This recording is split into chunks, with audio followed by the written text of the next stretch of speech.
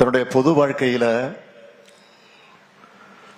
தமிழ்நாட்டோட குறுக்கும் நெடுக்குமாக தன்னுடைய காலடி படாத இடமே இல்லை என்று சொல்லுகிற அளவுக்கு மக்கள் பிரச்சனைகளுக்காக நடைபயணம் செஞ்சவர் நம்முடைய அருமை அண்ணன் வைகோ அவர்கள்.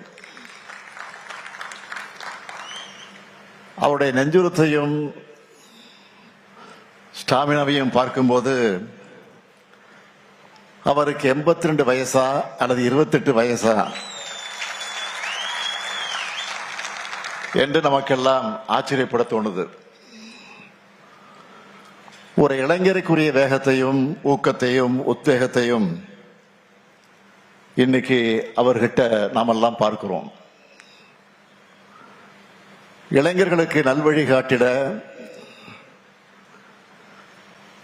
அதுவும் இளைஞர்களோட ஒன்று சேர்ந்து இந்த சமத்துவ நடைபயணத்தை தொடங்குகிற அண்ணன் வைகோ அவர்களுக்கு என்னுடைய வாழ்த்துக்கள், பாராட்டுக்கள். திராவிட இயக்கத்தை பொறுத்த வரைக்கும் காலந்தோறும் இளைய தலைமுறையோட நலனுக்காகவும் எதிர்காலத்தினுடைய நன்மைக்காகவும் அவர்களின் வளர்ச்சிக்காகவும் செயலாற்றிக் கொண்டிருக்கக்கூடிய இயக்கமாக நம்முடைய இயக்கம் இருந்து கொண்டிருக்கிறது. தள்ளாத 95 வயதில தளராம தொண்டு செஞ்சவர் தந்தை பெரியார் அவர்கள்.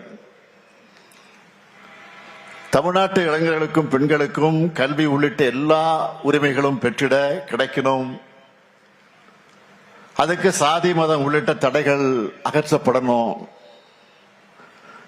அது தகர்க்கப்படணும்னு தன்னுடைய இறுதி மூச்சு வரைக்கும் பாடுபட்டவர் தந்தை பெரியார் அவர்கள். அவர் வழிவந்த தலைவர் கலைஞர் அவர்கள் 80 ஆண்டு கால பொது வாழ்க்கைக்கு சொந்தமானவர். சர்க்கர நாற்காலியில உட்கார்ந்த வண்ணம் ஓய்வில்லாமல் உழைச்சார்.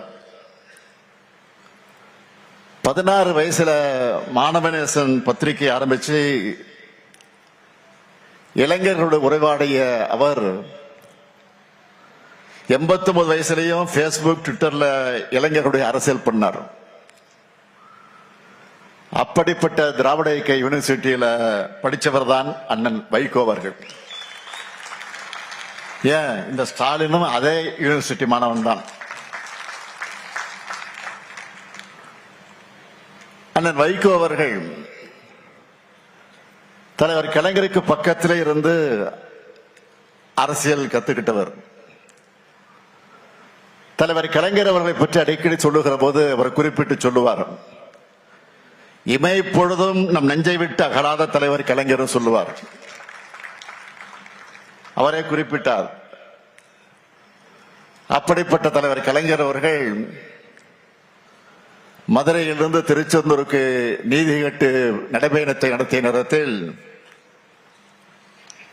அவருடைய கால் கொப்பளிக்க நடந்து சென்ற போது அவருக்கு பாதுகாவலராக கூடவே நடந்தவர் தான் அண்ணன் வைகோ அவர்கள். இன்னைக்கு தேர்ந்தெடுக்கப்பட்டிருக்கக்கூடிய இளைஞர் படையோடு சமத்துவ நடைபயணத்தை நடத்துகிறார். இந்த நடைபயணத்தில் பங்கேற்கக்கூடிய பலரையும் நேர்ல அவரே தேர்வு செஞ்சிருக்கிறார். அது எப்படி தெரியுமா? இந்த இளைஞர்கள் எல்லாம் பெற்றோருடைய சம்மதத்தை பெற்றிருக்கிறார்களா? இதனால அவங்களுடைய கல்லூரியுடைய தேர்வை ஏதாவது பாதிக்குமா? அவங்களுடைய உடல் தரம் என்ன, மன உறுதி எப்படி இருக்கு, ஆர்வம் எப்படி இருக்கு, எல்லாத்தையும் உறுதி செஞ்சுட்டு தான் இந்த இளைஞர் படையை அவர் தேர்ந்தெடுத்திருக்கிறார்.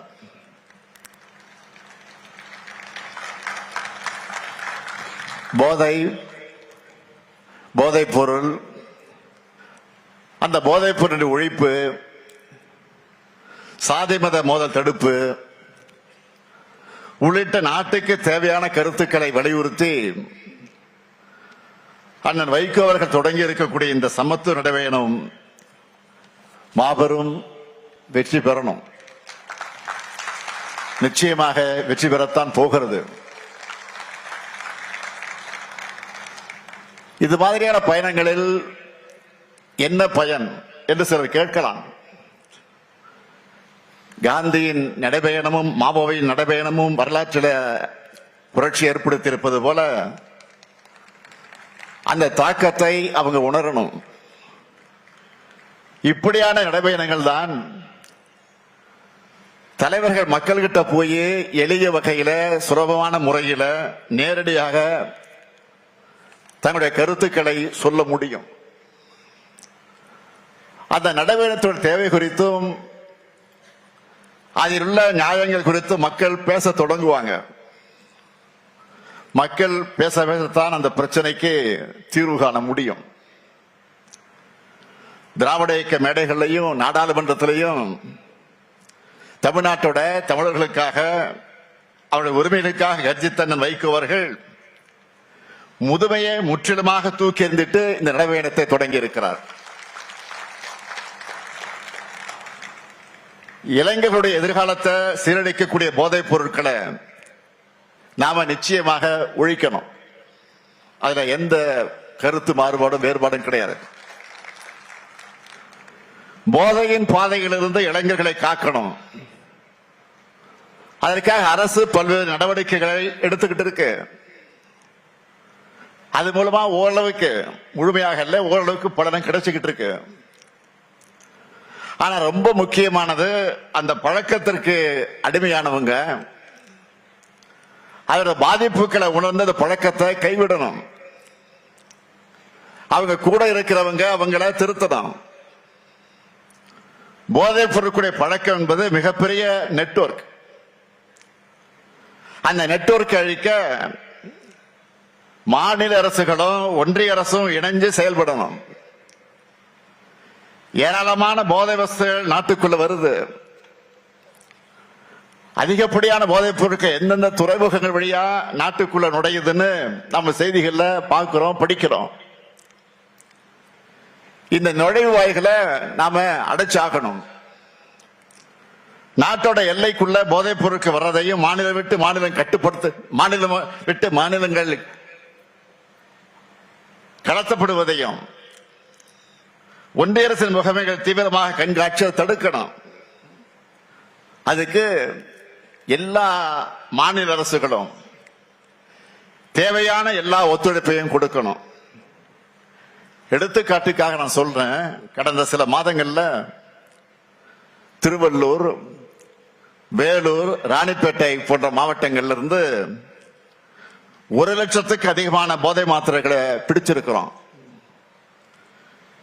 இந்த கடத்தல்ல சம்பந்தப்பட்டவங்க மகாராஷ்டிரா, ஆந்திரா, தெலுங்கானா, ஹரியானா போன்ற மாநிலங்களை சார்ந்தவர்களாக இருக்காங்க. அதே போல இன்னும் சில வழக்குகள்ல குற்றவாளிகள் நைஜீரியா, செனகல் போன்ற நாடுகளை சார்ந்தவர்களாக இருக்காங்க. இப்படிப்பட்ட நெட்வொர்க்கை ஒழிக்க எல்லாரும் கைகோக்கணும். நம்மை பொறுத்த வரைக்கும் போதைப் பொருள் பழக்கத்தை முற்றிலுமாக ஒழிக்கணும்னு தமிழ்நாடு அரசோட துறைகள், ஒன்றிய அரசின் துறைகளோட அண்டை மாநில காவல்துறையினரோடு முழு ஒத்துழைப்பையும் கொடுத்து செயல்பட்டு வருகிறது என்பதை நான் தெரிவிக்க கடமைப்பட்டிருக்கிறேன். போதை ஒழிப்புங்கிறது சமூகத்தோட கூட்டு பொறுப்பா இருக்கணும்.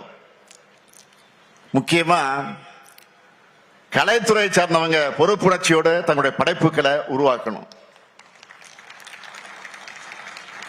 போதையின் தீமைகளை சொல்றது தப்பில்ல, அதை குளோரிஃபை பண்றது ஒரு தலைமுறையே சீரழிச்சிரும்.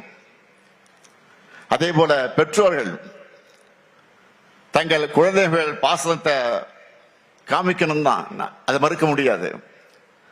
அதுக்காக அவன் பாதை மாறி போகும்போது வேடிக்கை பார்த்து கொண்டிருக்க கூடாது.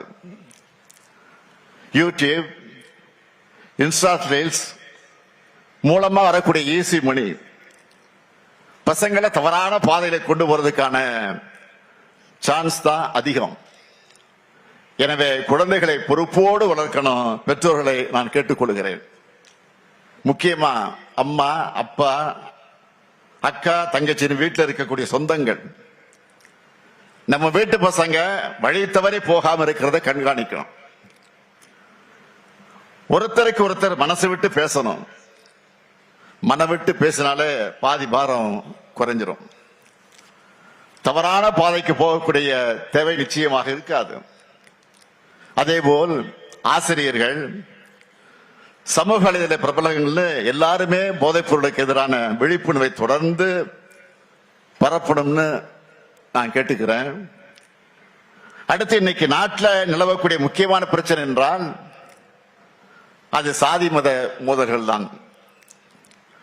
ஒன்றிய அமைச்சர் உள்ளிட்ட பொறுப்பில் இருக்கக்கூடிய பதவிகள் இருக்கக்கூடியவங்களை இப்ப வெறுப்பு பேச்சுக்களை பேசியும் இரு பிரிவினருக்கிடையே மோதலை தூண்டுகிற விதமாக செயல்படுவதை பார்க்கிறோம்.